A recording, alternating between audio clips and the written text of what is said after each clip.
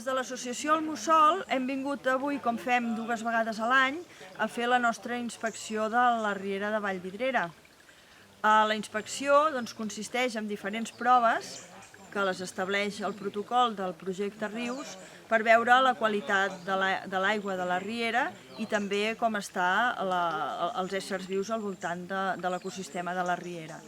Avui hem analitzat el pH, que hem trobat que estava excessivament baix comparat amb les altres vegades, hem mirat els nitrats, hem mirat la velocitat de l'aigua i el cabal, que per cert el cabal avui l'hem trobat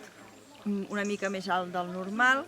I llavors, ara, tenint en compte que és la tardor, hem buscat larves de diferents animals que són els que ens serveixen d'indicador de la qualitat de l'estat de l'ecosistema de la riera i, a veure, no hem trobat tant com a la primavera, però hem trobat larves de libèl·lula, hem trobat els invertebrats que són els indicadors de la qualitat i també hem seguit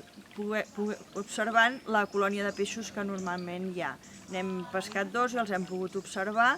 els 2 peixos que hem trobat. També hem mesurat la velocitat de l'aigua i com a impactes, com sempre, ens hem trobat diverses dotzenes de ciclistes que passen per dintre l'aigua i destrossen bastant l'ecosistema ja bastant delicat que hi ha aquí a la riera.